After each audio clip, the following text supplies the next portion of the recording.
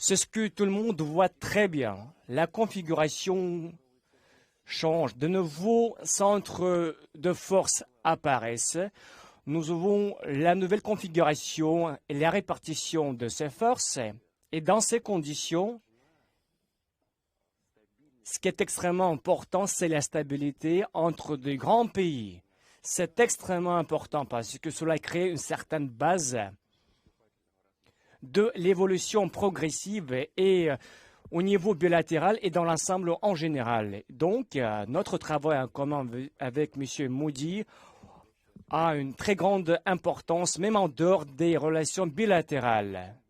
D'autant plus quand cela concerne directement nos pays, la stabilité dans certaines industries de notre interaction est extrêmement importante parce que cela nous garantit les objectifs à atteindre que nous sommes fixés. En plus, le Premier ministre Modi, devant lui-même et devant le gouvernement, le pays, se fixe déjà des objectifs et des tâches extrêmement complexes parce que cela a une importance très importante, même au niveau de nos relations bilatérales. Et chaque fois, pendant nos rencontres, nous sommes en train de discuter si on fait cela ou l'autre dans différentes filières.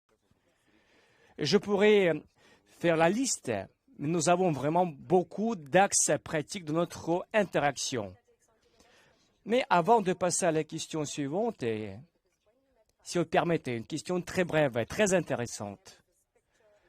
Comme vous êtes vu pendant le sommet de l'Organisation de coopération de Shanghai, quand nous avons vu les images qui montrent vous balader ensemble, est-ce que cela a été planifié d'avance? Comment cela s'est passé? Surtout, qu'est-ce que vous avez discuté quand vous étiez en voiture? C'était pas planifié d'avance. Nous étions en train de discuter des questions quotidiennes. Juste ma voiture est arrivée. Nous avons décidé en tant que amis et camarades de prendre la même voiture. Il n'y avait rien de compliqué ou rien de spécifique prévu. Comme des camarades, comme des amis, on a pris la même voiture où nous avions discuté des sujets parce que nous avons toujours des choses à discuter. D'autant plus, la conversation a duré d'autant plus parce que nous n'avons même pas réussi à quitter opportunément la voiture. Rien de particulier, mais cela témoigne encore une fois du fait que nous avons des sujets à discuter qui représentent un grand intérêt pour nous, les deux. Absolument vrai. Monsieur le Président, le fait que vous allez visiter l'Inde, cela va permettre aux deux leaders et de consolider les garanties. Quelle déclaration est-ce que nous pourrions attendre en parlant des technologies, du commerce à accroître? Quelles sont les déclarations attendues au cours de votre visite en Inde? Je vous pose cette question parce que le monde, et vous comprenez de qui je parle, va suivre ce que vous allez faire et déclarer.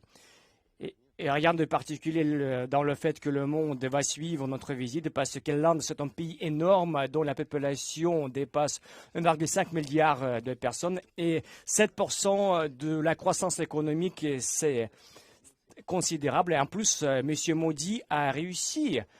Il a acquis ce résultat et dont le peuple indien peut être fier, et lui aussi, comme le leader du peuple indien.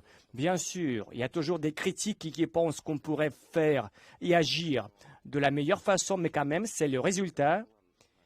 Et nous avons tout un projet de notre coopération dans différentes filières. Et évidemment, ce qui est le plus important, ce qui vise le futur. Je parle de haute technologie.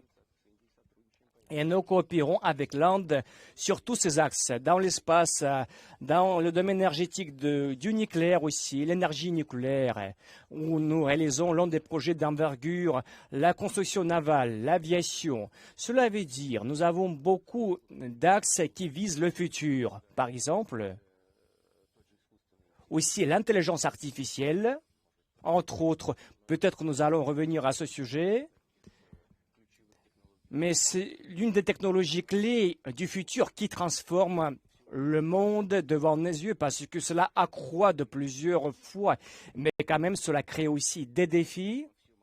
Donc, Tous ces sujets font partie de notre discussion, ce qui représente, et comme le Premier ministre Modi le pense, et moi aussi, ce qui représente la valeur la plus haute. Et ce que nous allons suivre aussi au niveau administratif. Est-ce que vous avez des accords concrets à signer? Oui, bien sûr. Je pense que c'est un peu précoce d'annoncer. Évidemment, tout cela sera fait au cours de ma visite. Cela sera représenté et aussi présenté pour le grand public et parce que nos collègues doivent finaliser et valider finalement. Et si vous permettez, je propose de passer au domaine de l'énergie. En ce qui concerne la stabilité au niveau commercial, il y a une grosse pression sur l'Inde et la Russie quand il s'agit du pétrole parce que l'Inde a souffert à cause de la pression de la part de l'Occident. Comment est-ce que nos pays puissent faire face à la pression des sanctions de la part de l'Occident?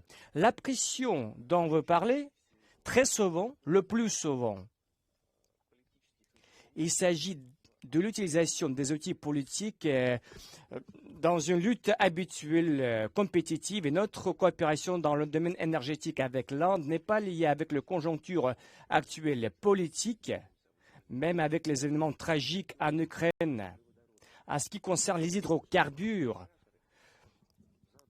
nos opérateurs, il y a bien longtemps, avant ces événements en Ukraine, ils avaient établi de très bonnes relations de confiance et aussi des contacts qui fonctionnent très très bien dans le domaine économique. Notre grande société a acheté, comme il est bien connu, une raffinerie en Inde. C'était l'une de très bons exemples où nous avons investi plus de 20 milliards de dollars en Inde. Et actuellement, nos sociétés font évoluer cette entreprise en réussite avec le partenariat et l'Inde est devenue l'un des plus grands fournisseurs de produits pétroliers sur le marché européen. Il s'agit non seulement des remises, parce que ce sont des relations qui s'étaient établies depuis longtemps, pendant de longues années. Évidemment, ça a commencé à déplaire à quelques-uns. Le fait que l'Inde, grâce à la coopération avec la Russie, occupe des places leaders sur l'arène mondiale, ils ont commencé à réfléchir comment on pourrait fermer ces opportunités pour l'Inde par des outils artificiels et par des obstacles imposés. S'agissant de la défense, l'Inde continue, donc est à 38% du marché russe. Ma question est la suivante. Est-ce que vous êtes gêné par les sanctions des États-Unis ou est-ce que comment planifiez-vous?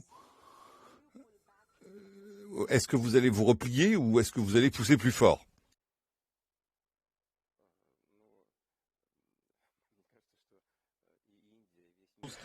Je pense que l'Inde et le monde entier ont vu qu'on ne peut pas parler avec l'Inde de cette façon, surtout de la même façon comme l'Inde était traitée il y a 70 ans. L'Inde, c'est une grande puissance, ce n'est pas une colonie anglaise.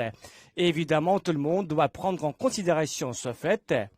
Et le chef du gouvernement indien, M. Modi, ce n'est pas une personne qui ne peut pas résister à la pression et le peuple indien peut être fier du leader. Il s'agit de la position absolument claire. Il ne s'agit pas d'une position de confrontation.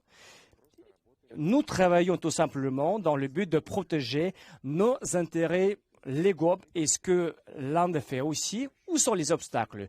Il y a quelques difficultés au niveau des paiements réciproques, mais vous avez déjà entendu parler du fait que plus de 90% de paiements se font en devise nationale, mais quand même, il y a des problèmes à résoudre, mais aussi nous avons des solutions, surtout grâce à nos systèmes d'échange d'informations financières entre la Banque de Russie et de l'Inde. Ce travail évolue et ceux qui essayent de limiter l'interaction dans le domaine économique de la part des tiers, évidemment, ce sont eux qui font face et aux pertes de leur côté.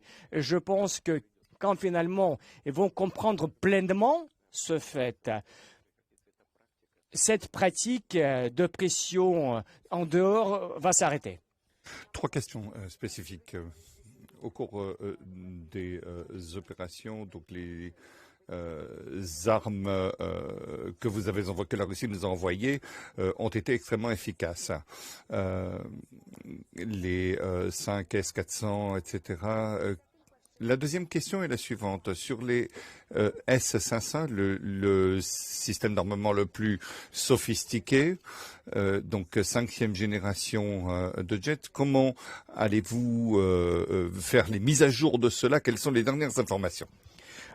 Vous êtes vraiment expert. J'imagine comme si nous sommes en train de négocier la coopération militaro-technique, mais en parlant de la façon substantielle, l'Inde. C'est l'un de nos partenaires le plus crédible de confiance dans ce domaine. Parce que nous nous vendons tout simplement quelque chose à l'Inde et l'Inde achète quelque chose dans le domaine de défense. Non, nous avons un autre niveau, une autre qualité de relation. Et c'est extrêmement important pour nous, une grande valeur pour nous et pour l'Inde aussi. Pourquoi? Nous nous vendons tout simplement parce que nous sommes en train d'échanger les technologies. Et c'est un exemple extrêmement rare dans le domaine de la coopération militaire technique qui témoigne du niveau de confiance entre nos États, je dirais plutôt entre nos peuples, parce qu'il s'agit d'un grand éventail de différents produits. Il s'agit de la construction navale, construction de missiles, l'aéronautique. Vous avez cité tout à l'heure Sukhoi 57. Mais l'Inde bénéficie d'autres avions dans notre production aussi. Et la production du matériel blindé, parce que l'Inde produit nos chars de combat T-90 et je peux vous rassurer que ce sont parmi des meilleurs chars de combat dans le monde entier, surtout en comparaison avec Abrams. En plus, tout cela est produit dans les entreprises de l'Inde. Et ce que le Premier ministre Modi fait aussi, oui, aussi Kalachnikov, ce sont des armes importantes, c'est évident. Mais tout à l'heure, nous avons parlé de haute technologie, extrêmement haute de l'industrie. Et compte tenu de l'expérience de l'utilisation de certaines armes, surtout dans les conditions de combat, leur valeur a augmenté de plusieurs fois. Et maintenant, les spécialistes militaires de l'Inde, je sous-entends les contacts avec nos militaires, ils comprennent comment et dans quelles conditions, quel type d'armes fonctionne de la façon efficace et comment il faut les utiliser. Ce qui est extrêmement important, cette compréhension chez les spécialistes. Et cette compréhension existe du côté russe et du côté de l'Inde. Merci. Président, je voudrais revenir à la question du pétrole, parce que vous avez parlé d'une autonomie stratégique dont l'Inde a parlé. L'autonomie stratégique décide des intérêts de l'Inde. Mais est-ce que l'Inde a réduit ses importations de pétrole après les pressions de l'Occident? Vous savez, nous avons quelques réductions au niveau de l'échange commercial pendant les premiers 9 mois de cette année, mais il s'agit plutôt d'une correction. Mais dans l'ensemble, l'échange commercial se trouve à peu près au même niveau comme par le passé. Je ne peux pas vous citer pour l'instant les chiffres exacts mois par mois, mais le commerce au niveau des produits pétroliers et du pétrole et la production de ces produits pour les consommateurs, je parle des consommateurs du pétrole russe, évolue de la façon rythmique et aussi, je le sais, de la part des partenaires des sociétés russes, ils considèrent que leurs contingents indiens, ce sont des gens très sérieux et très fiables. L'autre aspect important, s'agissant de la coopération de l'Inde et de la Russie, c'est la question nucléaire. La Russie a été l'un des fournisseurs les plus importants s'agissant des structures nucléaires pour l'Inde. Y a-t-il des annonces importantes sur cette question, puisque c'est une question très sensible pour la Russie? Il y en a. C'est vrai.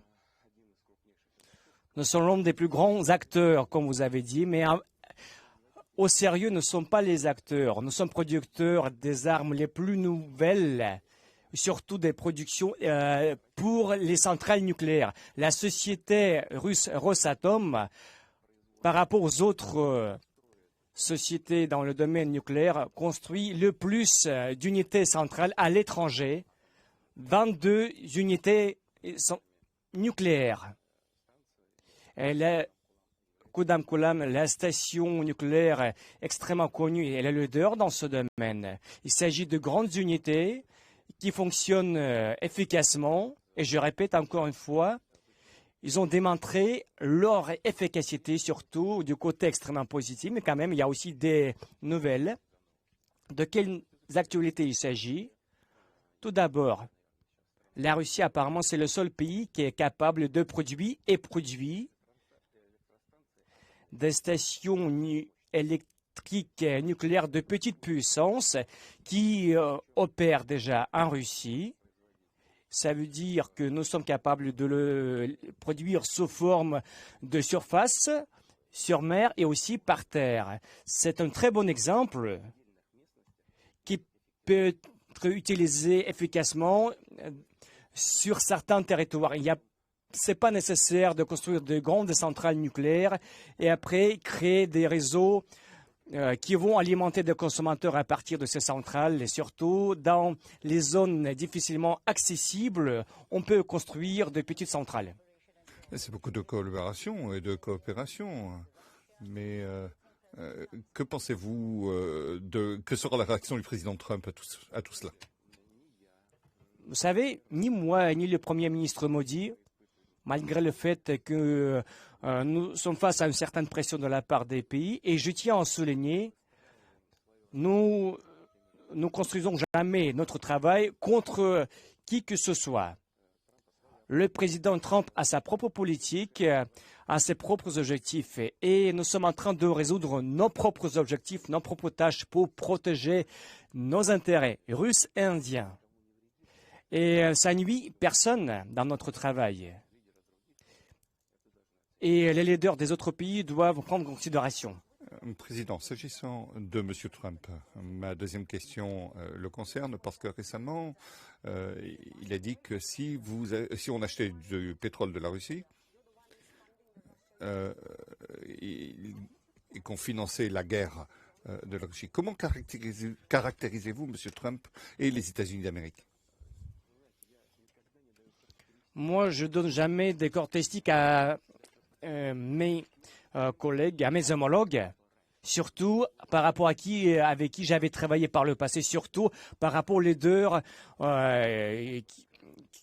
qui sont en train d'exécuter leurs obligations, surtout par rapport aux promesses au cours des élections. En ce qui concerne les achats des produits énergétiques russes de la part de l'Inde, je l'ai déjà dit, je réitère, les États-Unis, jusqu'à présent, continuent à acheter le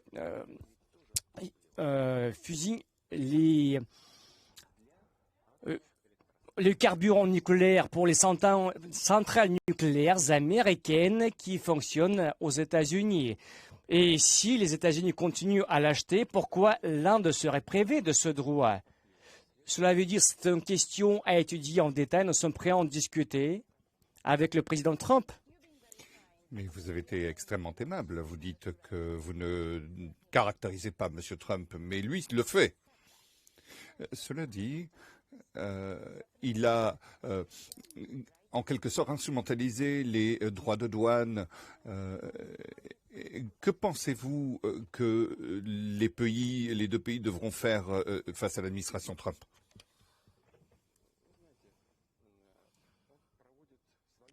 Il mène sa politique. Et en plus, il a ses propres conseillers.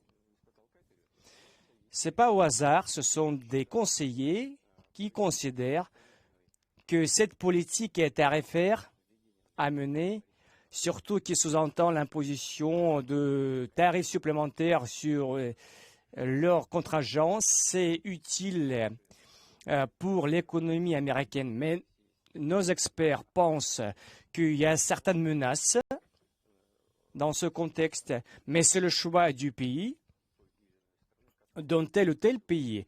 Quelle politique économique il faut mener? Nous ne l'avons jamais fait et nous pensons le faire. Nous avons la politique ouverte et nous espérons que finalement, toutes les violations liées aux règles de l'Organisation internationale du commerce seraient levées. Très bien. Président, les choses ont un peu changé entre les États-Unis et la Russie. Le fait que là, donc nous aurions aimé être dans un trou de souris lorsque vous avez rencontré M. Kouchner et Witkoff. Que s'est-il passé? C'est précoce d'en parler et je ne pense pas que ce serait intéressant d'en écouter parce qu'en fait, la rencontre a duré plus de 5 heures et c'était même pour moi à New York, mais quand même, c'était utile. 5 heures, elle a duré. 5 heures, absolument. Avec M. Kouchner et M. Witkoff. Oui, et moi tout seul. Imaginez-vous, c'est n'importe quoi. Tout seul devant eux.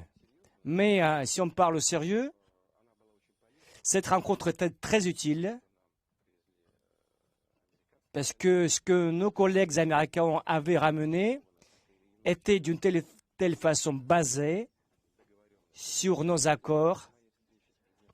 Avant ma rencontre en Alaska, d'une telle façon, nous avons abordé ces sujets à Anchorage. Mais le fait que les Américains ont ramené cette fois-ci, nous ne l'avons pas vu et nous avons été obligés de parcourir point par point. Et cela a pris si longue période, autant de temps. C'est une conversation utile, substantielle et très concrète. Est-ce que je pouvais poser des questions Quels sont les points particuliers sur lesquels vous n'êtes pas d'accord? Quels sont les points de désaccord particuliers qui empêchent d'aller de l'avant? Est-ce qu'il y en a?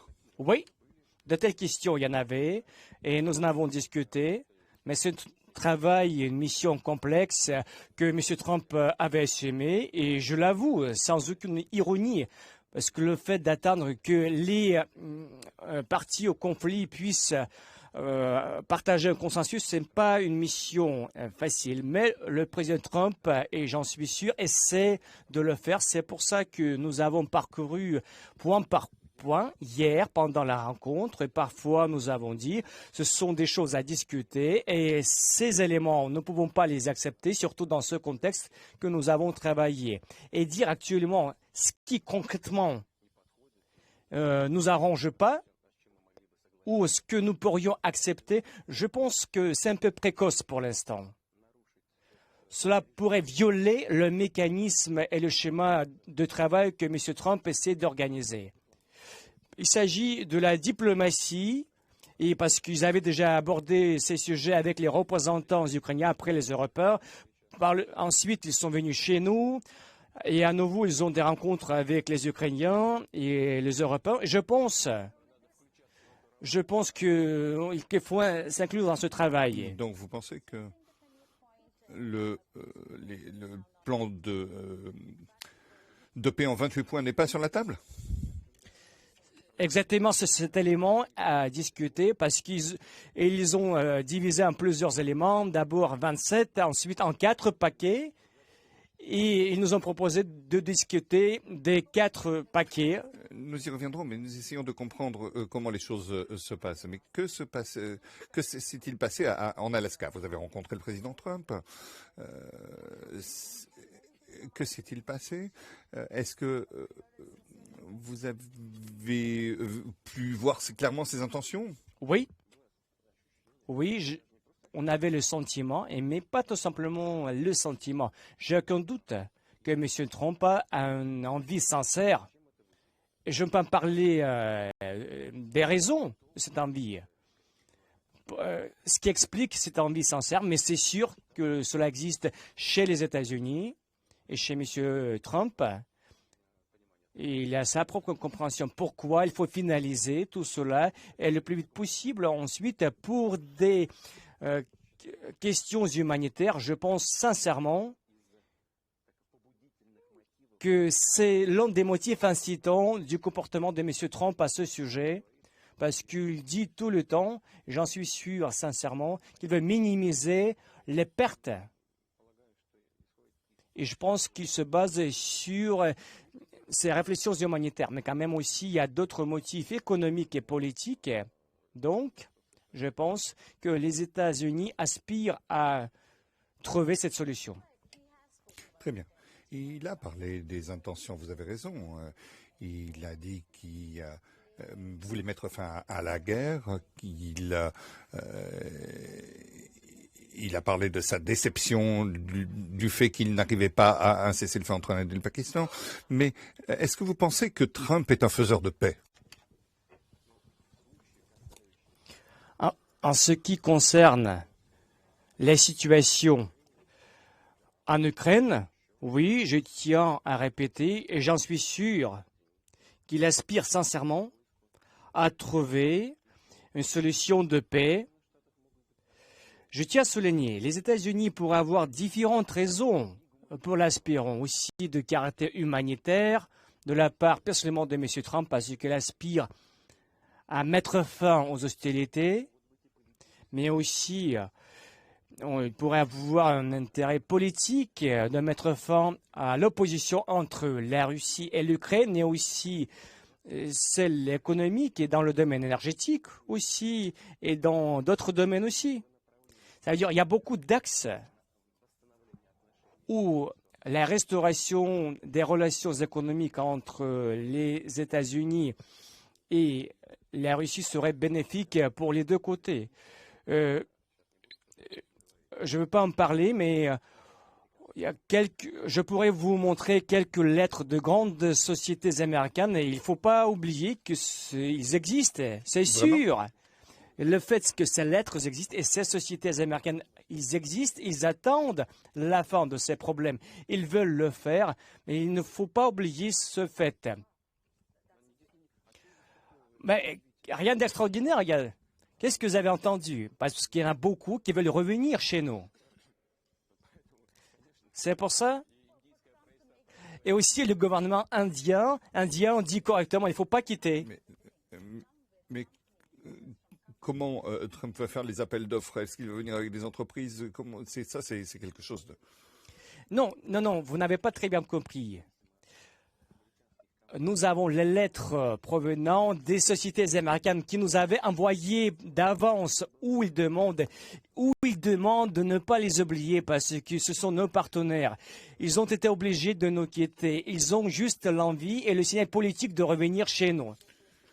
Cette conversation devient extrêmement intéressante parce qu'il y a beaucoup de points saillants et c'est très, très, très intéressant de parler avec vous. Mais maintenant, nous allons passer à quelque chose de très sérieux. C'est la guerre en Ukraine, entre la Russie et l'Ukraine. À votre avis, qu'est-ce qui constituerait une victoire pour la Russie dans cette guerre? Quelles sont les lignes rouges? Parce que vous avez, et je vous cite, vous avez dit clairement que la Russie déposera les armes seulement si Kiev se retire des territoires revendiqués par la Russie. Qu'en est-il? Il ne s'agit pas de la victoire que vous avez mentionnée tout à l'heure. Il s'agit du fait que la Russie essaie de protéger, il va le réussir à protéger ses propres intérêts, à protéger ces gens qui vivent là-bas, à protéger nos valeurs traditionnelles, la langue russe et les autres valeurs. Il s'agit de la protection de la religion qui existe depuis des siècles sur ces territoires. Parce que ce n'est pas un secret, vous le savez, que l'Église orthodoxe russe est pratiquement interdite en Ukraine, parce que les cathédrales et les églises sont détruites et les gens sont chassés. Je ne parle même pas de l'interdiction de la langue russe en Ukraine. Et le reste. Tout cet ensemble de questions qui existent, et je tiens à rappeler, ce n'est pas nous qui avons commencé cette guerre. L'Occident a favorisé et favorisé aussi le coup d'État et qui a été suivi par les événements en Crimée et ensuite à l'est de l'Ukraine dans le Donbass. On n'en parle même pas, mais ça fait 8 ans que nous avons essayé de résoudre ces éléments par la voie pacifique et nous avons signé les accords, ce qu'on appelle les accords de Minsk, à Minsk, en espérant que par des moyens pacifiques, nous pourrions régler ce problème. Et par la suite, en Occident, ils ont dit, les leaders, ils ont dit qu'ils n'avaient pas voulu respecter ces accords. La seule raison pour laquelle ils avaient signé, c'était juste le temps pour l'Ukraine de s'armer et continuer la lutte armée contre nous. Et après 8 ans de la destruction, l'annihilation des gens qui vivent dans le Donbass, et personne ne se rappelle tous ces éléments dans l'Occident. Nous avons été obligés de reconnaître ces républiques et par la suite à leur fournir le soutien et le début de l'opération militaire spéciale. Et ce n'est pas l'initiation de la guerre, c'est la tentative de mettre fin à tout cela, ce qui se passe. Et c'est ça le fond de tout ce qui se passe actuellement. Et nous allons finir au moment où nous allons décider que les objectifs fixés devant le début de l'opération militaire spéciale sont atteints. La libération de ces territoires. Qu'est-ce que ça veut dire? Quelle est la fin du jeu pour Vladimir Poutine en Ukraine? Mais je viens de le dire. Nous avons reconnu, en fait, écoutez, nous n'avons pas reconnu pendant 8 ans les républiques autoproclamées. 8 ans.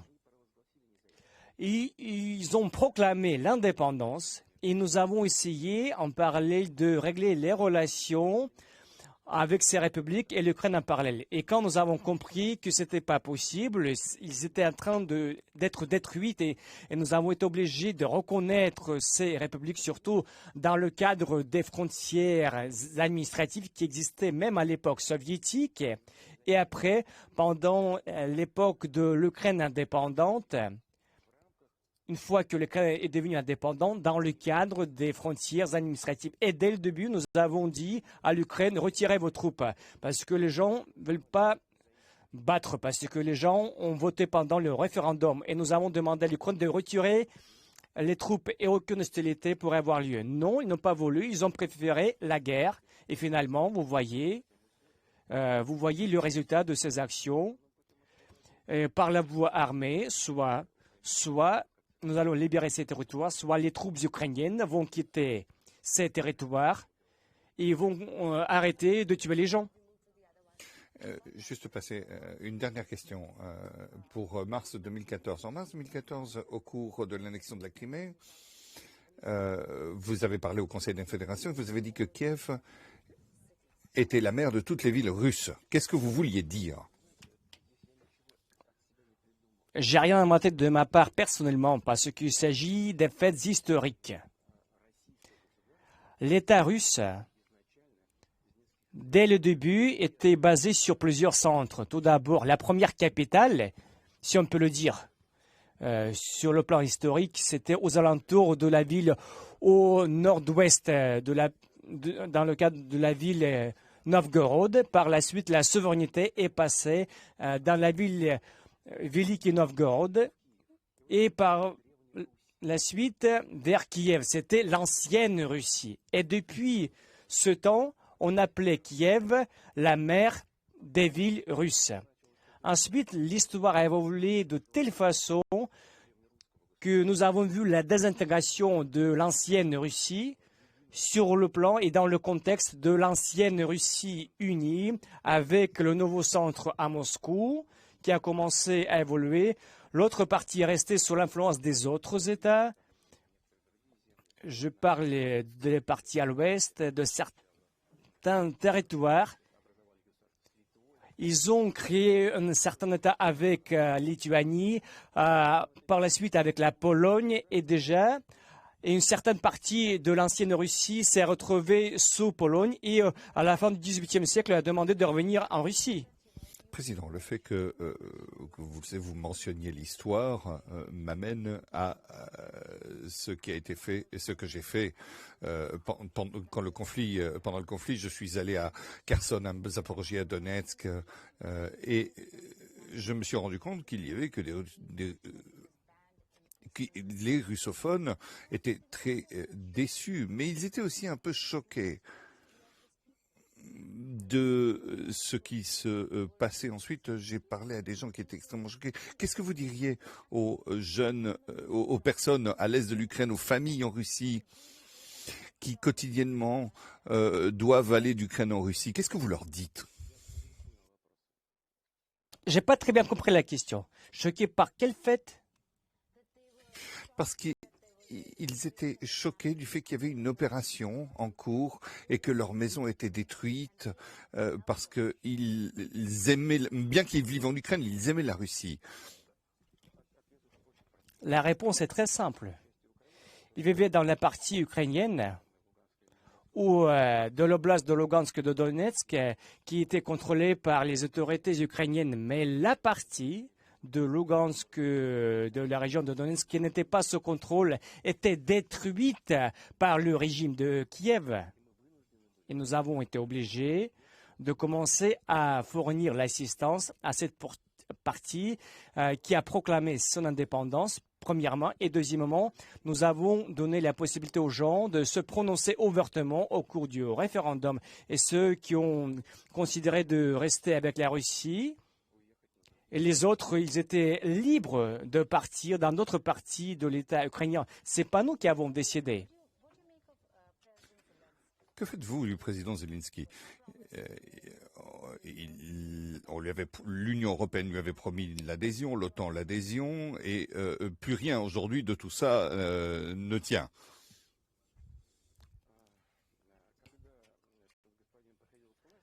Quand ce monsieur est venu au pouvoir, il a déclaré que par tout moyen, il va aspirer la paix et même sa carrière, il était prêt à sacrifier. Mais comme nous voyons, ça a un autre caractère, notre vue. Et comme ses prédécesseurs n'avaient pas pris en compte les intérêts du peuple, et par contre d'un petit groupe des nationalistes, et en fait décident leurs propres tâches. Et ce régime, au niveau de sa mentalité, ressemble beaucoup au régime nazi. Parce que la forme extrême de nazisme, néo-nazisme, c'est pratiquement la même chose. Ce sont des notions pratiquement les mêmes. Et finalement, il ne s'agit que de hostilités de la part de ce régime. Et même ici, eux, ils n'ont pas réussi beaucoup.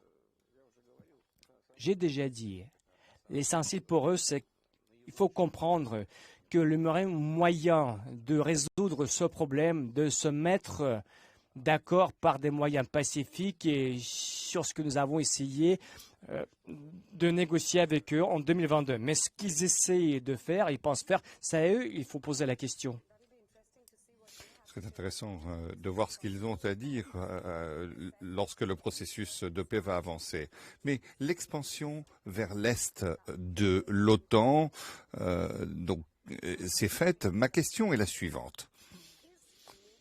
Est-ce que l'expansion de l'OTAN constitue une vraie menace ou juste un prétexte pour ce que vous pensez fait partie et de la Russie ou sur ce sur quoi vous voulez le contrôle? Vous parlez, est-ce que finalement les questions de langue russe ne sont pas véritablement les vraies questions? Écoutez,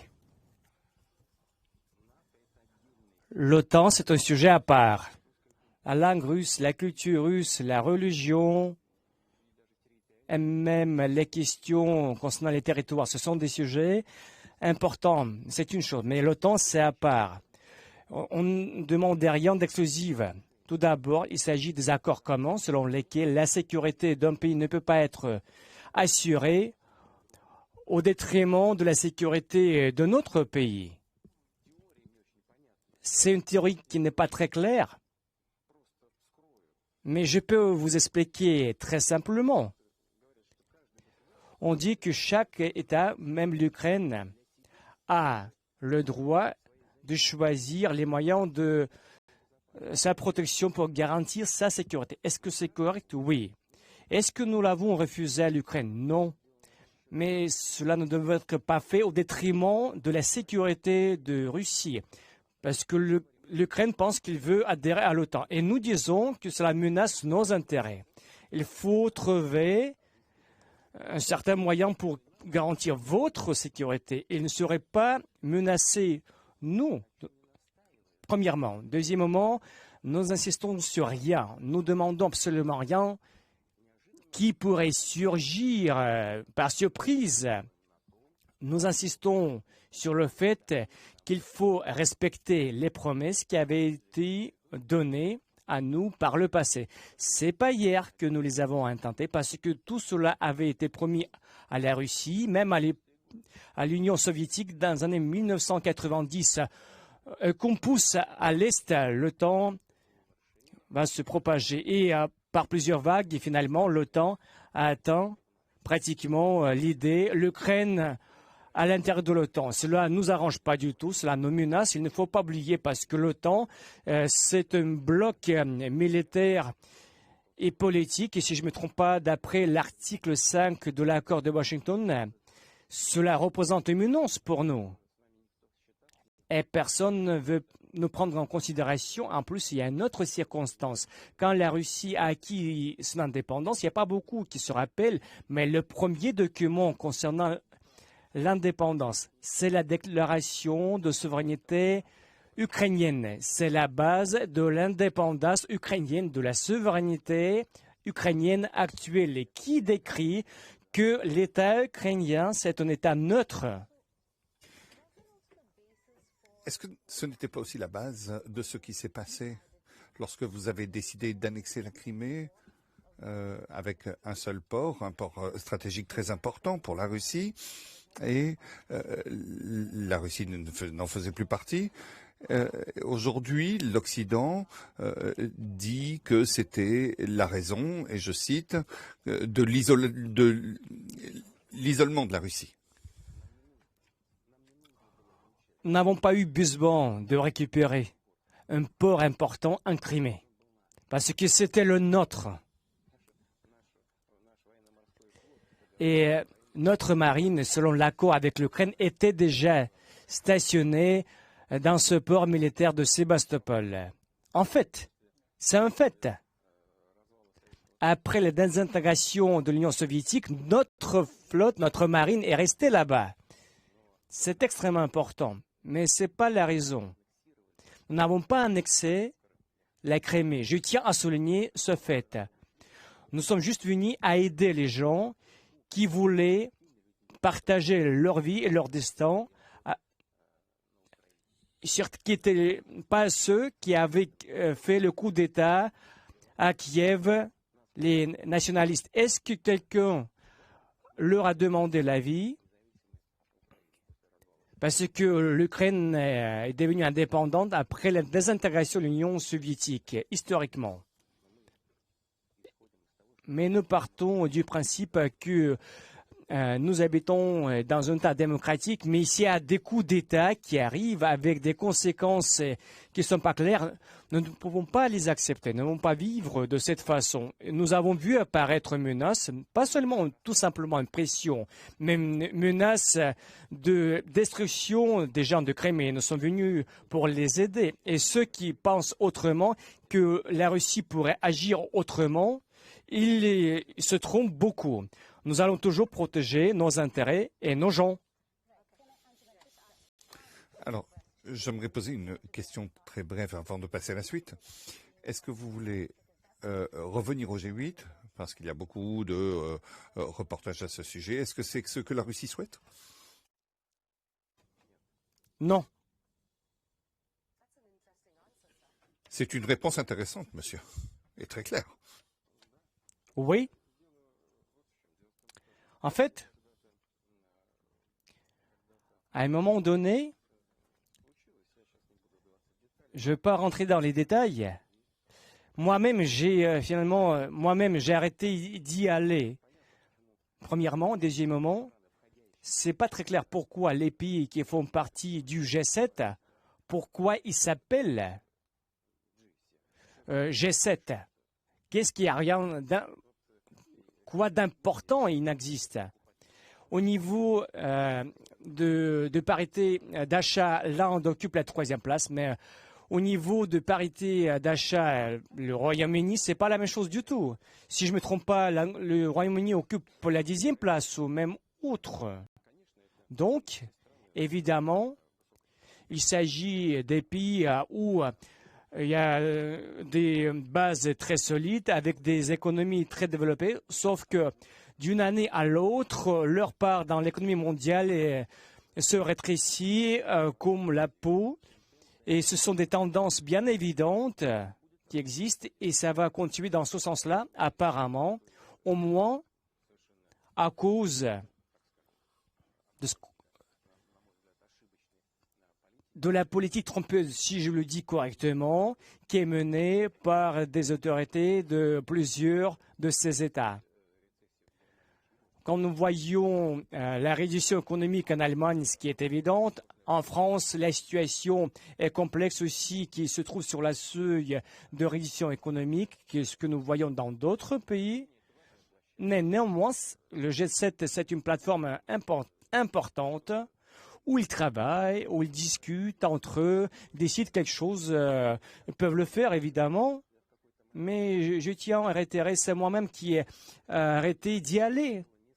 Et ce n'était pas lié avec les événements en Ukraine. C'était lié avec d'autres événements. Je ne vais pas rentrer dans les détails.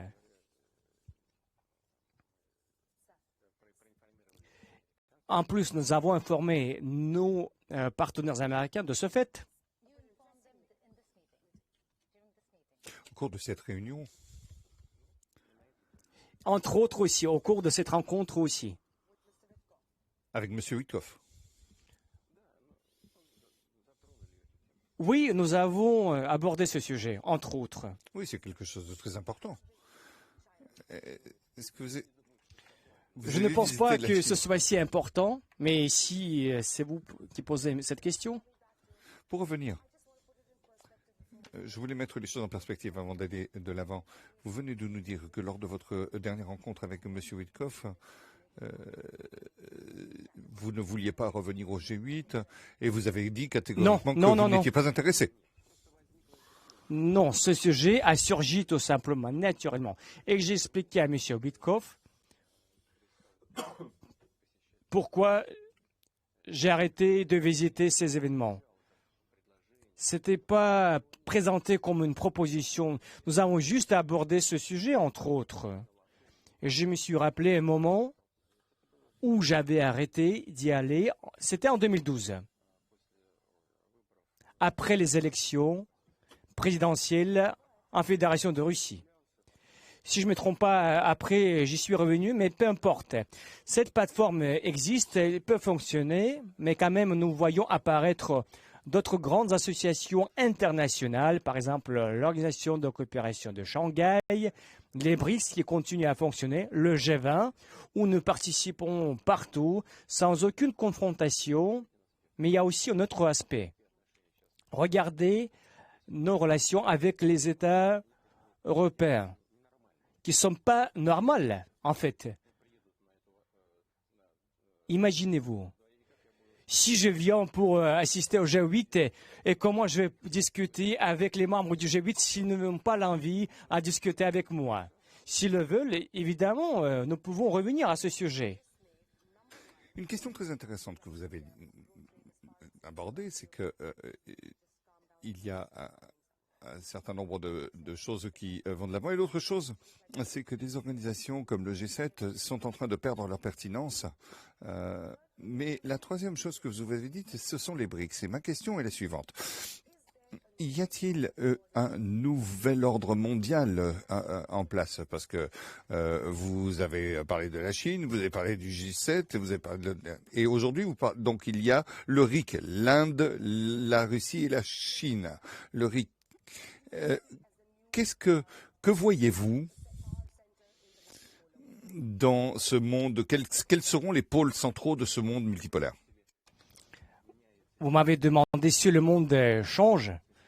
Si le nouvel ordre mondial, le monde change constamment. La vitesse de transformation est différente, mais le monde change tout le temps. Actuellement, la vitesse de ces transformations est très élevée. Nous le voyons, nous le sentons, et je l'ai déjà dit. Et tout d'abord, ce que nous voyons des processus de caractère économique qui se tiennent, qui ne sont pas liés avec les événements en Ukraine ou dans d'autres locations chaudes. Nous pouvons mettre même 1 heure pour en discuter. Ce serait un grand plaisir pour moi. Mais je pense que vos téléspectateurs seraient mieux par nos discussions entre nous, qui vont durer plusieurs heures. Mais le fait, c'est le fait. Nous voyons apparaître de nouveaux centres de développement rapide, développement, évolution forte. Il s'agit des pays du Sud. En plus, l'Asie du Sud, non seulement l'Inde, l'Indonésie en évolution rapidement, presque 300 millions de personnes. Évidemment, ce n'est pas 1,5 milliard comme chez vous, mais quand même, c'est un pays qui évolue rapidement. Je tiens à répéter encore une fois, l'Afrique qui se développe beaucoup et en plus, ça va s'accélérer parce qu'en Afrique, la population est jeune. Et en plus, ce sont les gens qui vont former le futur. Ils vont essayer d'atteindre un niveau élevé de vie. Il s'agit de rythme de transformation de l'économie mondiale qui ne va que s'accroître.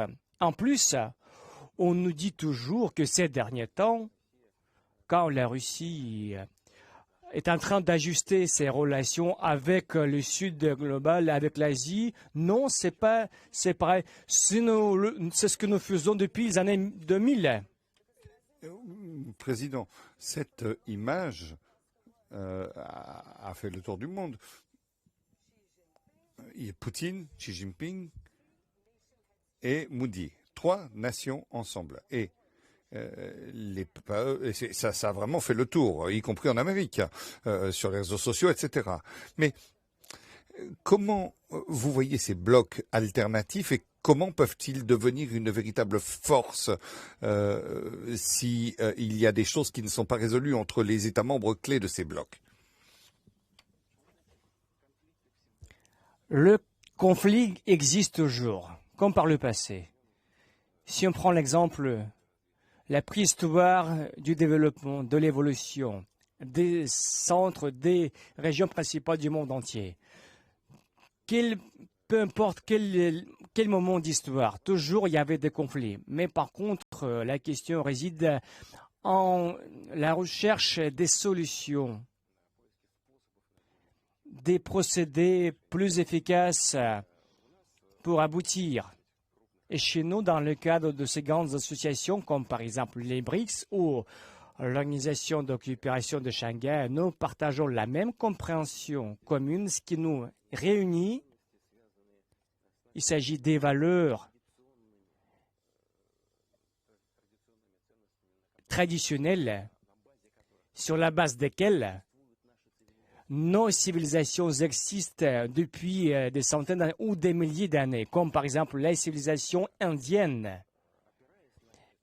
Et en se basant sur cet élément basique du passé, nous essayons d'aller vers le futur en réunissant nos efforts sans passer par des éléments de sous-pression.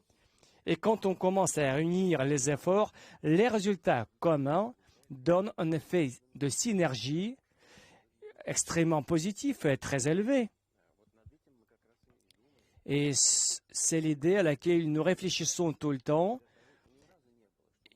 Jamais nous nous sommes réunis juste pour réfléchir, pour devenir, pour faire un mensonge ou mettre des obstacles à quelques-uns. Parce que nous avons toujours un agenda positif chez nous.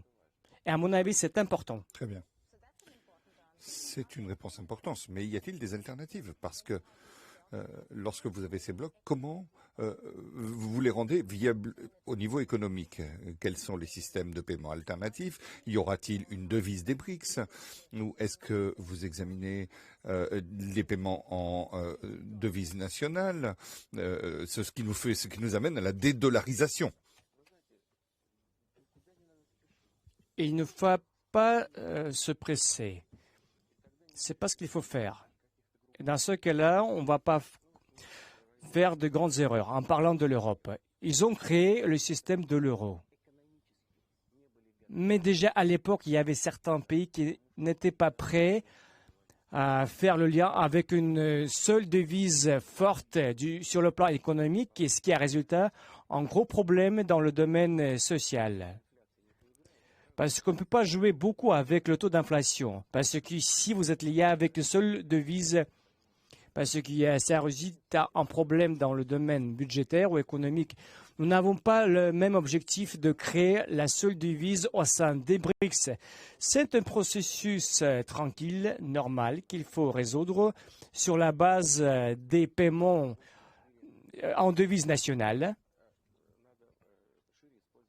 Il faut utiliser plus largement les possibilités de la nouvelle banque de développement des BRICS. Par exemple, nous proposons de créer une nouvelle plateforme d'investissement liée aux paiements électroniques, par exemple, où nous pourrions emprunter des capitaux à 5 milliards de dollars. Mais pour créer les conditions pour des investissements mutuels dans notre économie et aussi dans les économies des pays en développement du Sud global, je pense que c'est extrêmement important parce que ce sont des investissements qui pourraient aider, favoriser l'évolution, le développement de ces pays qui bénéficient de ces investissements, mais cela pourrait nous aider parce qu'en commun, nous pourrions atteindre un niveau élevé de production de produits de qualité pour des prix abordables qui pourraient favoriser l'évolution des pays du Sud et du Nord aussi. Et les outils de ces paiements pourraient s'accroître parce que les moyens modernes, électroniques, par exemple l'argent électronique ou les moyens de paiement électroniques, ils évoluent dans un rythme très accéléré. Ce n'est pas un travail contre qui que ce soit, pas du tout. Il s'agit du perfectionnement des outils qui existent déjà dans le monde. Ils existent. Quel est le rôle pour ce qui est du paiement en roupies? Il n'y a pas d'obstacle. Ce sont des questions de caractère économique. Nous comprenons parfaitement bien que nous avons un certain déséquilibre sur le plan commercial. Mais par exemple, le gouvernement indien n'impose pas de restrictions. Pourquoi? Dans notre commerce mutuel réciproque, parce qu'il a besoin de nos produits pétroliers, le gouvernement indien a besoin d'élargir aussi des engrais russes, qui sont extrêmement importants pour les experts dans l'agriculture indienne. Le Premier ministre indien Modi entame toujours ce sujet. S'il vous plaît, augmentez les fournitures. Il ne s'agit pas de roupies. Qu'est-ce qui peut être acheté par nos sociétés russes grâce à ces roupies? Et non seulement le gouvernement indien y pense, et le nôtre y pense aussi, mais nous devons régler ce déséquilibre, mais pas en passant par des restrictions, mais en cherchant et trouvant des filières qui pourraient être intéressantes pour l'Inde et la Russie. Et à notre initiative, au cours de ma visite prévue, nous allons assister à l'inauguration de l'exposition de nos importateurs de l'Inde. Et je peux vous dire, c'était mon ordre direct au gouvernement russe de réfléchir ce qu'en complément, nous pourrions acheter en Inde. Et nous y réfléchissons des deux côtés et aussi de la part de la Fédération de Russie. Ce sera ma question suivante, avant de passer à autre chose. Comment équilibrez-vous l'Inde et la Chine? Parce qu'il est très clair que vous voulez de bonnes relations entre ces deux pays. Et comment faites-vous l'équilibre, sachant qu'il y a des tensions entre nous? Nous le savons parfaitement bien. L'Inde et la Chine, ce sont les amis les plus proches pour nous et ce qui est extrêmement important pour nous. Et nous ne pensons pas que nous avons le droit de nous ingérer dans les relations bilatérales entre l'Inde et la Chine. Mais nous savons que le Premier ministre Modi est Xi Jinping essaye et trouve les solutions même à tous les problèmes interétatiques les plus épineux. Je le sais très bien et Monsieur le Premier ministre Modi et le président Xi Jinping m'en parlent aussi. Et les deux leaders sont préoccupés par une certaine tension en croissance, mais l'Inde met le maximum d'efforts possibles, et je le sais très bien, pour résoudre ces problèmes. Et en plus, c'est ce qu'il arrive à le faire. Et nous en sommes très ravis, mais nous ne pensons pas que nous avons le droit de nous ingérer dans les relations bilatérales. La question la plus très importante, c'est le terrorisme. Nous avons fait face à Delhi et à Belgore, à deux attentats terroristes. Ma question est la suivante. Est-ce que vous voyez une double idéologie en fonction des pays sur le terrorisme? Quelle est la solution, puisque la Russie fait aussi face à des attentats terroristes? À vos yeux, quelle est la solution pour mettre fin au terrorisme face aux idéologies? Tout est très simple. En ce qui concerne le terrorisme, on peut battre pour la liberté que par des moyens légaux. Tout ce qu'il y a avec des moyens terroristes au détriment des gens ne peut pas être soutenu. Pour nous, c'est une question qui avait été tranchée il y a longtemps, que vous avez bien mentionné. La Russie, à plusieurs reprises, a fait face, au cours de la plus neuve histoire, les actes de terrorisme les plus violents. Là-dedans, nous sommes complètement solidaires et alliés avec l'Inde et nous soutenons l'Inde dans sa lutte contre le terrorisme. Très bien. Il y a un autre pays dans le voisinage, très important pour la Russie, important pour l'Inde, c'est l'Afghanistan. Vous êtes un des rares pays qui n'avait pas reconnu les talibans. Quels sont les intérêts stratégiques qu'il y aurait à reconnaître les talibans, sachant qu'ils n'ont pas donné l'égalité des droits aux femmes, et l'Afghanistan devient un pays qui... il y a beaucoup d'autres questions de droits de l'homme, il n'y a pas simplement les femmes. Il y a assez de problèmes dans chaque pays, je pense qu'en Afghanistan aussi. Je sous-entends qu'au cours des décennies, ce pays se trouve en état de la guerre civile, et ce qui est affreux. Mais le Taliban contrôle la situation en Afghanistan, ce qui est évident. C'est la première chose. C'est une réalité qu'il faut prendre en considération. Deuxièmement,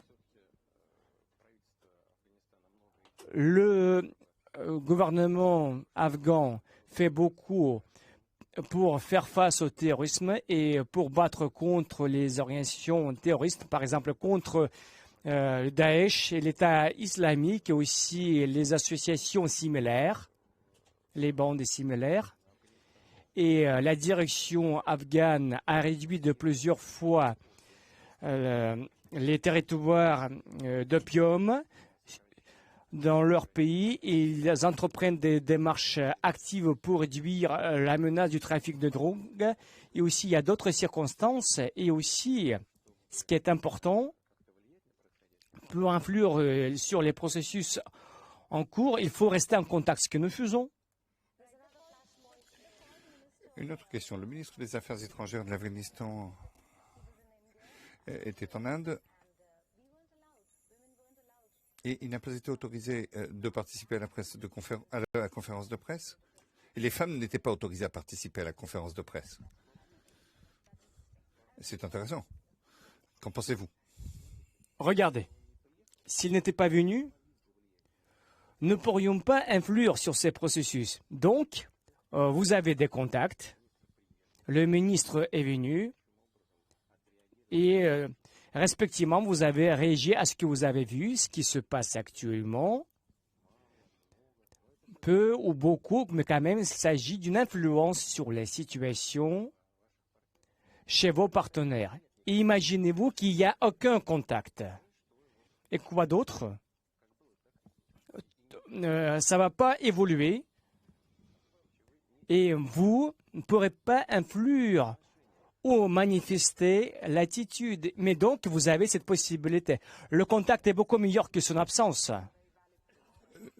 Donc, faire pression pour le changement est très important. L'autre question, c'est Gaza. Maintenant, on sait que vous, Vladimir Poutine, avez un nouveau plan de paix pour Gaza. Trump en a un. Et quel est votre plan de paix pour Gaza? Quelles sont vos propositions? Ne proposons pas un plan particulier. Nous sommes toujours partis du principe que pour résoudre le problème de Palestine, il faut mettre en œuvre les décisions qui avaient été prises au cours de plusieurs années par les Nations Unies. Tout d'abord, c'est la mise en place et la création de l'État palestinien indépendant. C'est la clé pour résoudre tous les problèmes. L'autre question importante, lorsqu'on parle d'Israël et de Gaza, c'est que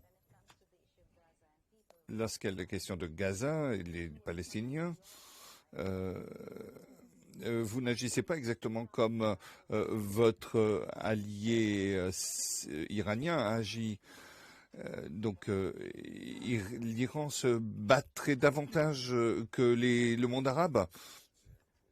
Vous savez, chacun de ces pays passe à ses propres douleurs et surtout est préoccupé par les problèmes du peuple palestinien. Et chaque pays essaie de faire sa contribution dans les résolutions de la situation. Il y a des éléments qui se trouvent sur la surface.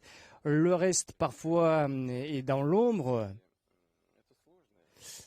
C'est une question complexe, je tiens à répéter. Ce problème n'est pas résolu pendant plusieurs décennies. On ne peut pas, à un claque de doigts, de résoudre, mais quand même, il faut aspirer à créer l'État palestinien. Et ce qui a été fait récemment, surtout par le président Trump, tout d'abord, je parle du retour des otages israéliens. Et Hamas a accepté ce fait. Je pense que l'essentiel qui a été fait au cours des dernières démarches visant à régler le problème. Et à mon avis, ce serait correct de réfléchir au mécanisme du pouvoir pour transférer tout le pouvoir aux Palestiniens eux-mêmes. Des hypothèses similaires existent, ils sont en train d'être discutées par les pays arabes, entre autres, et aussi par leurs voisins, aussi aux États-Unis, je le sais. Et nous, dans le cadre des Nations Unies, nous avons toujours participé à ce processus et nous allons continuer à le faire avec nos amis. Bien, Président Poutine, nous avons parlé beaucoup de géopolitique. Mais parlons un peu de votre voyage. Vous venez de la communauté du renseignement. Quels sont les meilleurs services de renseignement aujourd'hui? Je suis sûr que vous allez dire la Russie, mais après la Russie, disons. Et que pouvons-vous nous dire de la CIA?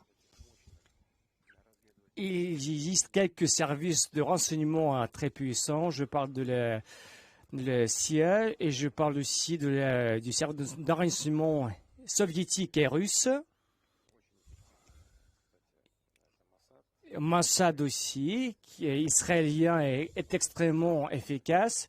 Dans plusieurs pays du monde, il existe des traditions de mettre en place des services de renseignement spéciaux. Vous savez? Je pense que pour moi, il vaut mieux ne pas partager les estimations de l'efficacité de fonctionnement des autres renseignements. Mais je suis content du fonctionnement du mien. Très bien. C'est une véritable occasion et nous voulons interagir avec vous. Nous ne comprenons pas ce qui a formé Vladimir Poutine. Vous avez parlé de quand vous travailliez en Allemagne, ensuite à Saint-Pétersbourg, Moscou, quand vous étiez au KGB, quand vous avez travaillé pour M. Yeltsin. Qu'est-ce qui a forgé le leader que vous êtes aujourd'hui?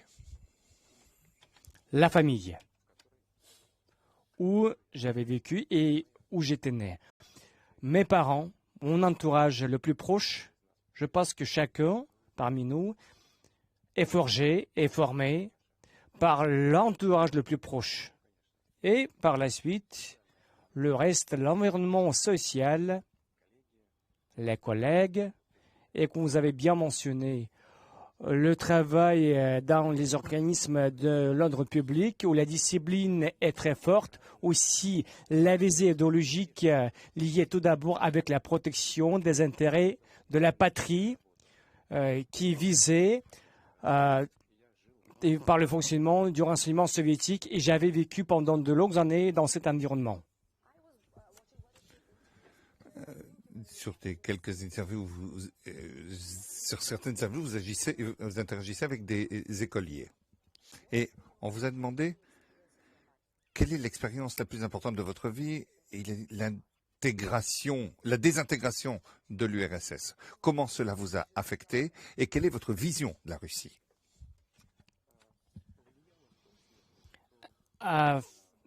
Influe dans le sens que nous devons toujours suivre très attentivement chacune de nos démarches et nous devons comprendre ses conséquences. C'est la première chose. Deuxièmement, et ce qui est extrêmement important, non seulement pour l'Union soviétique et pour la Russie actuellement, vous savez quelles conclusions j'avais tirées?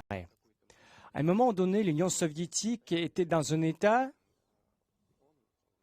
où l'Union soviétique, présentée par les plus hauts dirigeants et par les gens ordinaires, ils partaient du principe que rien dans aucune circonstance pourrait se passer avec eux. Et là, l'état de cette grande grandeur, le pays commence à se permettre une erreur, deuxième erreur en pensant que nous sommes si grands, nous allons survivre, mais quand même le nombre d'erreurs augmente comme l'avalanche. Et c'est ce qui a résulté en désagression. Ce que je vois, ce qui se passe dans d'autres pays du monde entier. C'est pour ça que je suis... Non, je ne vais pas les citer. Oui, vous avez parlé des erreurs Mais qui tenez-vous pour responsable de cette situation? Vous avez parlé du peuple, vous avez parlé, mais il n'y aura jamais... Ceux qui ont pensé qu'il n'y aurait jamais de désintégration ont fait une erreur. Et s'agissant de M. Gorbatchev, qui a permis la désintégration de manière décisive de l'URSS? J'aimerais pas chercher ceux qui étaient coupables, plus ou moins. Dans l'ensemble, il y a un système qui n'était pas capable pour la vie et qui s'est créé. C'est ce qu'il faut prendre en considération. Il ne faut pas chercher les coupables, mais il faut réfléchir à la création de systèmes qui ne fait pas que de préserver de son existence, mais surtout vise à faire évoluer. Et si un système similaire est créé, il serait autonome, indépendant et efficace. Pensez-vous à une réintégration? Réintégration de quoi? Ou intégration de l'Union soviétique?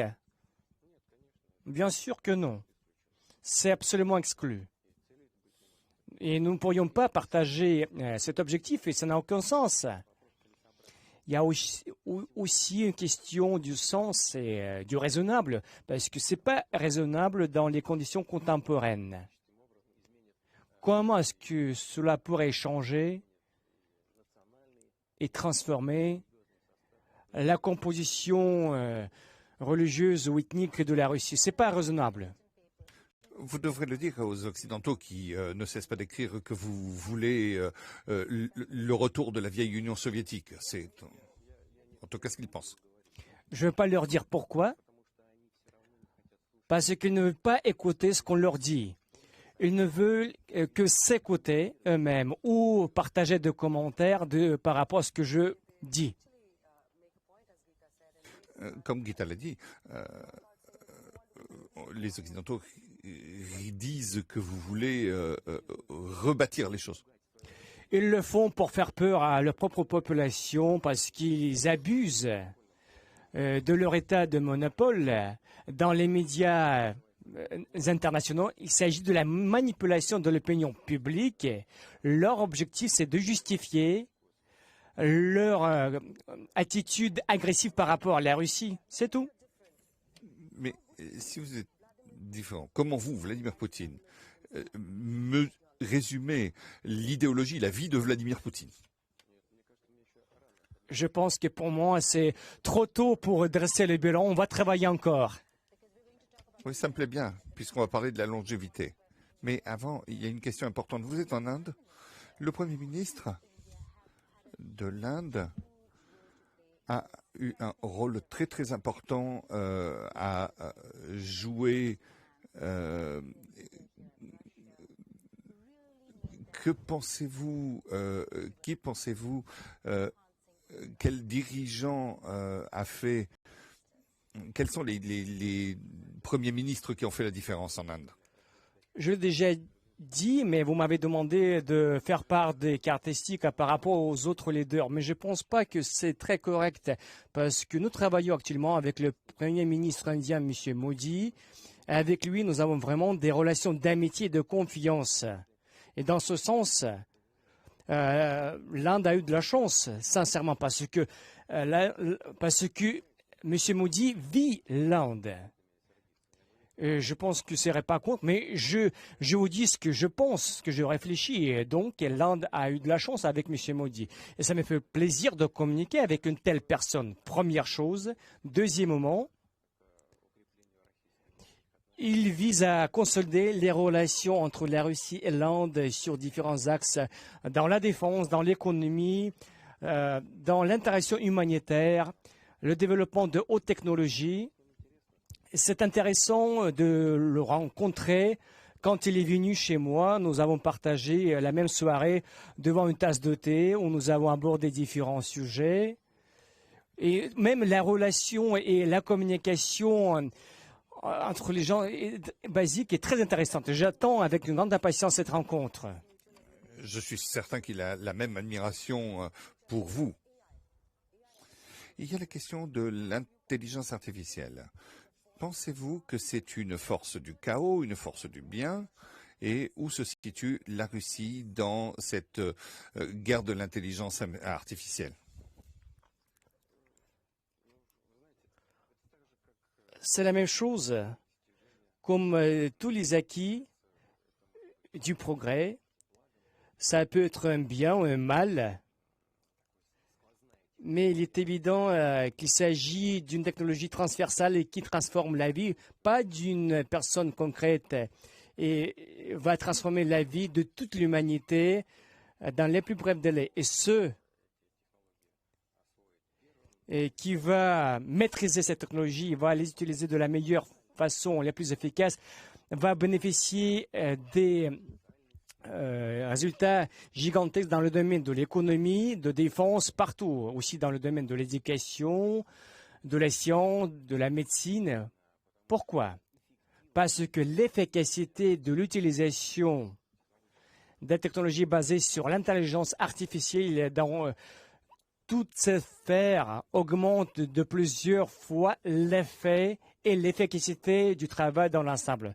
Mais ici, il y en a aussi des difficultés dont les spécialistes sont bien au courant, qui résident en fait que tout cela est basé sur le traitement d'un grand volume de données, ce qu'on appelle big data, qui inclut entre autres les données personnelles des différents gens. La première chose est donc nous devons entreprendre certains efforts pour garantir la sécurité, les droits de l'homme dans le sens le plus large. Mais il y a encore une autre chose très importante. Ceux qui possèdent ces bases de données, en fait, à travers leurs opportunités, sur la base de ces technologies en évolution, peuvent créer la vision du monde. Mais vous avez parlé de la santé. Il y a eu un moment important où vous et le président Xi Jinping Cela a été dit à juste titre lorsque vous avez parlé de la longévité, lorsque vous avez parlé du progrès de la médecine. Est-ce que vous pensez que l'immortalité est possible? Tout a sa fin. Sauf que Dieu est éternel. On peut augmenter la longévité ou l'espérance, pas 5%. Il y a 77 ans, un Inde, l'espérance de vie en Inde faisait 31 ans. Et actuellement, ça voisine à peu près 70 ans. Grâce à la médecine, nous avons vu la réduction de la mortalité infantile de 4 fois en Inde, et c'est le résultat avec lequel je vous félicite. Mais tout cela, c'est le résultat du fonctionnement de la médecine. Et si on utilise l'intelligence artificielle dans la médecine, et si on fait appel à l'intelligence artificielle dans la production des médicaments, surtout au niveau, par exemple, de l'ingénierie de gènes, évidemment, l'effet sera gigantesque, mais tout a sa fin. Eh bien, il y a eu récemment des génie génétique. Comment connectez-vous les jeunes générations? Comment vous connectez-vous avec les jeunes de la Russie?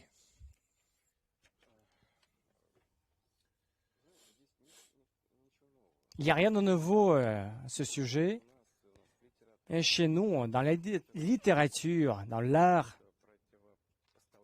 cette opposition ou cette comparaison des anciennes et de nouvelles générations, des pères et des fils, c'est un sujet abordé dans notre littérature. Et ces images ont toujours existé, les relations entre les pères et les fils, il n'y a rien de nouveau. Mais ce qui est nouveau, c'est dans les technologies. Les messengers, Telegram, par exemple, qui sont utilisés pour influencer l'environnement de jeunesse. Mais finalement, l'environnement de jeunesse, c'est à peu près toujours la même chose. Les jeunes sont toujours plus mobiles, plus radicaux. Les gens jeunes pensent qu'ils font face à une telle et telle inégalité et qui n'avait jamais été vue par personne d'autre avant eux. D'autant plus, ils pensent que cette injustice devrait être battue si simplement, résolue si facilement. Mais quand les gens deviennent plus adultes et quand ils essaient de résoudre eux-mêmes quelque chose, instantanément, ils commencent à comprendre qu'on peut résoudre les problèmes, mais pas si facilement comme cela paraît. Ce qui se pensait au début. Donc, il faut travailler avec les jeunes. Il ne faut pas dire que vous ne comprenez rien. On ne peut pas agir de cette façon. Il faut rester en contact avec les jeunes constamment. Il faut bénéficier de leurs mécanismes, de leurs outils, des moyens de communication, de partage de l'information, du retour d'information, aussi grâce aux réseaux sociaux. C'est ce que vous faites aussi actuellement maintenant. Président, nous pourrions continuer 1 heure encore de même davantage. Et cette interaction a été extrêmement intéressante. Vous avez parlé de la religion et de l'Église orthodoxe. Un aspect très important. Je me suis rendu à Moscou plusieurs fois et j'y étais à Noël. C'est incroyable, c'est incroyablement beau. Moscou est magnifique. Donc, la religion joue un rôle très important maintenant. Mais comment voyez-vous la spiritualité lorsqu'il s'agit de la question morale, dans la direction de la société russe, et pour vous personnellement? C'est la base.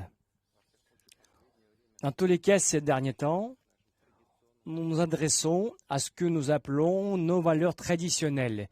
Cela ne veut pas dire que sur la base de ces valeurs traditionnelles, nous devons rester tout tranquilles, sans bouger, assis. C'est notre base, grâce à laquelle nous nous sentons de la façon sûre. Mais évidemment, nous devons regarder le futur. Nous devons évoluer en utilisant tous les moyens de l'évolution Et grâce à cette combinaison de ces valeurs traditionnelles et basiques et la vision du futur, nous pouvons atteindre efficacement les objectifs fixés. Et nos objectifs sont formulés de cette façon, que nous appelons les objectifs de développement national. Et j'aimerais que les objectifs de l'évolution nationale et ceux du gouvernement sous la direction du Premier ministre Modi soient combinés grâce aux efforts en commun. Nous pourrions partager les résultats efficacement. Vous êtes le bienvenu. C'est de grand cœur en Inde. Je ne sais pas combien de chansons vous avez entendues, mais il y a une vieille chanson qui est très populaire en Russie, qui s'appelle Lai Pupiroussier. C'est quelqu'un qui porte un chapeau rouge, un chapeau russe, et c'était très populaire, y compris en Russie. Est-ce qu'il y a quelque chose que vous voulez dire sur l'Inde, sur la société indienne, sur la culture indienne? Et quel est votre message à tous les Indiens qui vous aiment beaucoup et qui veulent entendre ce que M. Poutine a à leur dire? Tout à l'heure, vous avez mentionné la culture indienne, la culture russe. Vous savez, chez nous, il existe, c'est ce qui me paraît, un grand nombre de citoyens russes. Parmi eux, il y a une notion de la culture indienne comme une sorte de conte très brillante, belle, qui a beaucoup d'aspects, un conte. Et depuis l'époque de l'Union soviétique, on aime beaucoup les films indiens, la musique indienne. Et je dirais, d'une quelque façon, il existe dans une certaine couche une sorte de culte de la culture indienne. Et ce qui me plaît beaucoup, c'est ce qu'on appelle du fond du cœur vers l'autre cœur.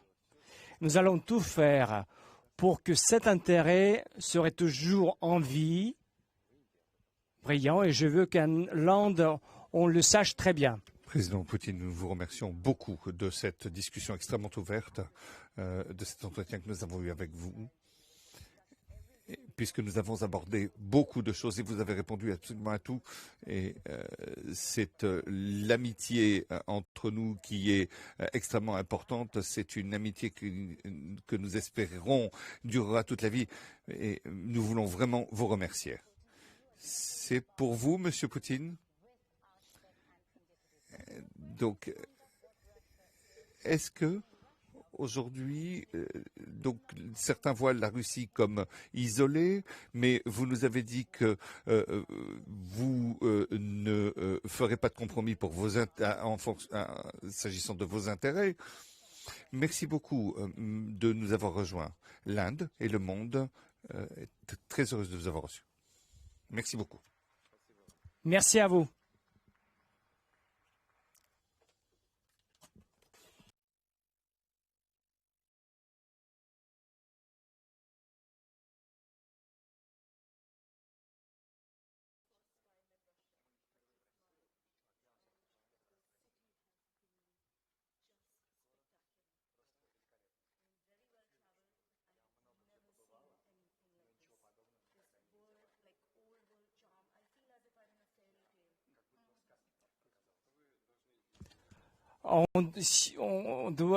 Vous devez rester ici pour quelques semaines pour mieux comprendre. 2 semaines encore. Donc, la ville serait complètement prête pour le Noël.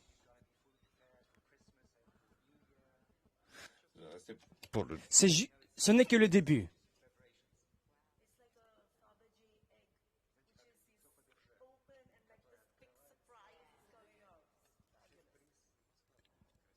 Moscou est vraiment très belle. Et c'est l'une des meilleures mégapoles dans le monde entier. Oui, c'est très spectaculaire. Il n'y a aucun doute là-dessus. Et bien sûr, vous devez visiter d'autres grandes villes en Russie. C'est ce que je propose à tout le monde. Ma ville natale, Saint-Pétersbourg.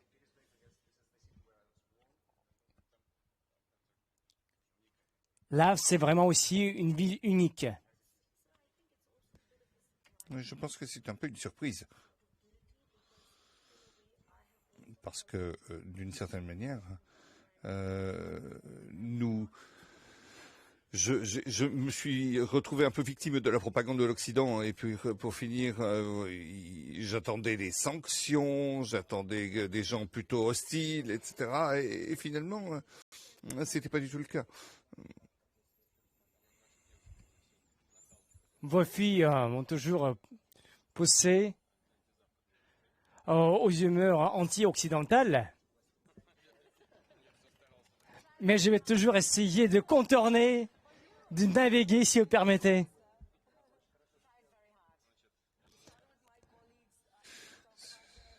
C'est pas mes collègues, je ne caractérise pas les gens, vous avez dit. Je pense que cette communauté occidentale ne va que regretter.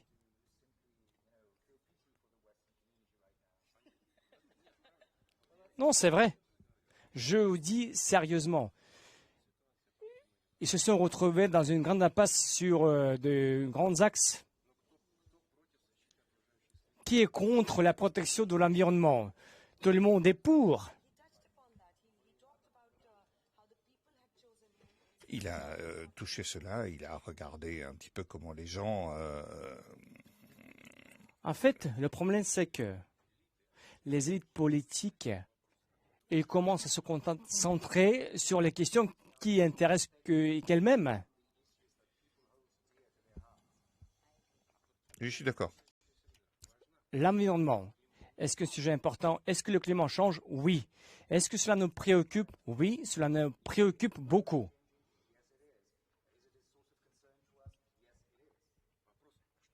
Mais la question est qu'est-ce qu'on fait avec?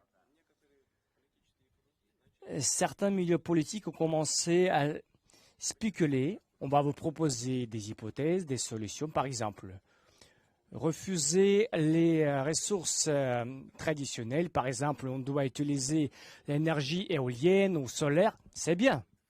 Mais cela nécessite du temps, de gros investissements dans les technologies. Sinon, comment les gens vont vivre dans plusieurs pays asiatiques ou africains?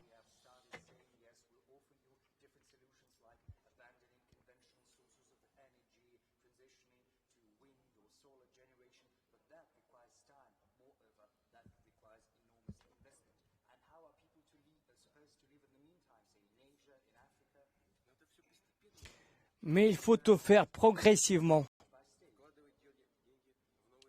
Il faut investir de l'argent dans les nouvelles technologies. Bien sûr. Vous croyez au changement climatique? Nous ne refusons pas. Nous sommes en train de développer de nouvelles technologies. Nous allons transformer progressivement. Cela nécessite du temps et des gros investissements.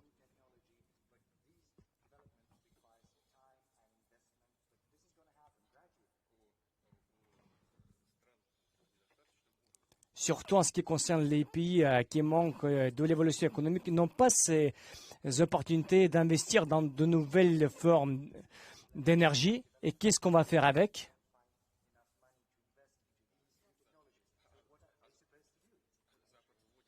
Et l'Occident, par contre, impose des mesures restrictives. Faites ce que vous voulez. Mais en fait, sur le fond, c'est un nouveau moyen, une nouvelle forme de néocolonialisme.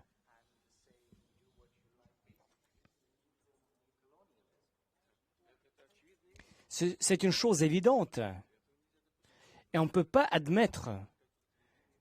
Il faut travailler et partager les mêmes règles communes. Et sinon, voyons l'inverse. Les sanctions, la fermeture d'entreprises, tout est fermé. Et comment est-ce qu'on vit? Maintenant, ils commencent à rouvrir à nouveau parce qu'il n'y a pas de gaz bon marché russe. Ils commencent à faire revenir les formes de génération énergétique traditionnelles du passé.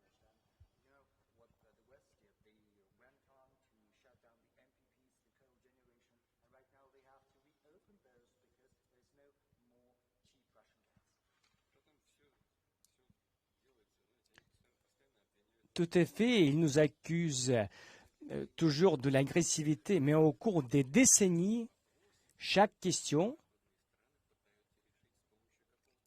les pays occidentaux toujours essaient de résoudre en passant par la pression, soit politique ou économique.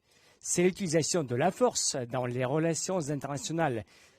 Qu'est-ce que cela veut dire?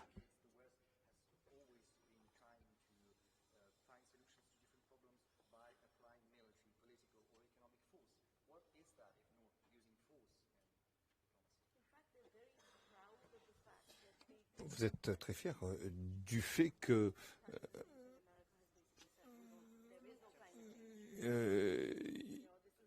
il n'y a pas eu le fait que le président a dit qu'il n'y avait pas de changement climatique. Partiellement, il a raison. Ce n'est pas un mythe, mais c'est un abus de ses objectifs politiques.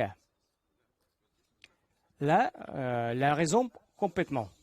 J'en suis d'accord.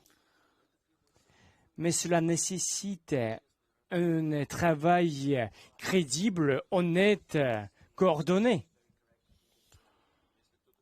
Si quelqu'un veut faire les autres pays utiliser d'autres technologies, donnez-eux de l'argent, faites des investissements. Il ne faut pas imposer les restrictions sur leurs produits.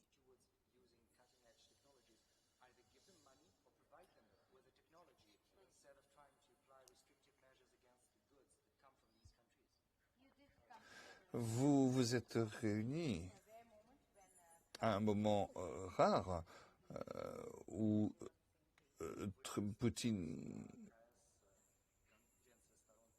donc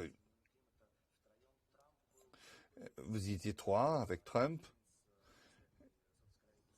et avec le prince Ben Salman. Tous les pays s'en occupent et nous aussi, nous avons notre propre programme moderne qui concerne les sources de l'énergie renouvelable.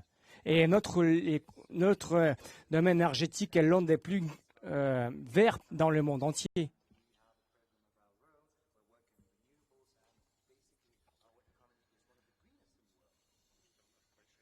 Parce que nous avons une grande partie grâce à l'énergie hydraulique, nucléaire et aussi sur la base du gaz. Parce que le gaz est considéré parmi les plus verts.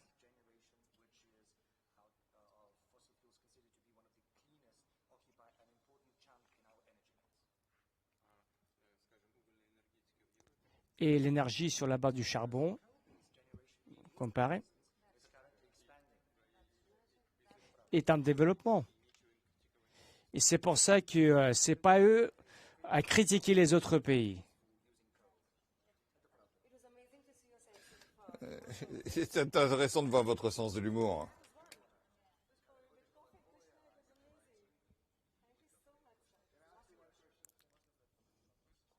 Allez-y.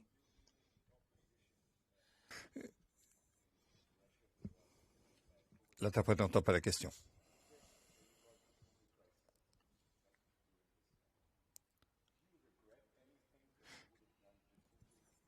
Est-ce que vous regrettez certaines choses que vous avez faites depuis que vous êtes dirigeant de la Russie? Il y a eu beaucoup de crises. Et est-ce que vous auriez fait les choses différemment? C'est une question traditionnelle, à vrai dire. Il me paraît que si on regarde le passé et si on dit que j'aurais pu faire autrement, ça n'a pas de sens. Ce qui est fait a été déjà fait.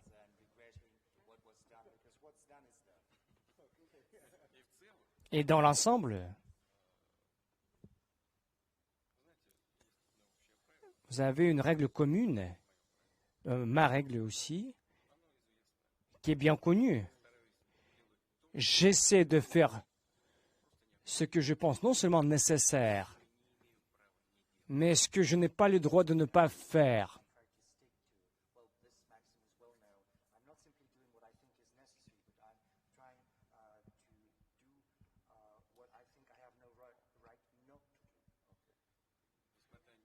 malgré tout,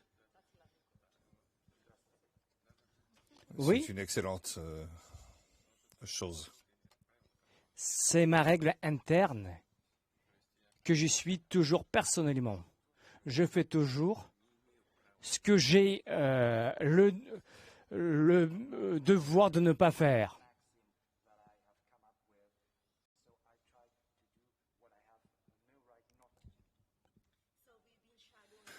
Nous allons vous suivre pendant 3 jours sur comment vous allez travailler. Est-ce que vous allez prendre un peu une pause pour, par exemple, vos achats de Noël ou...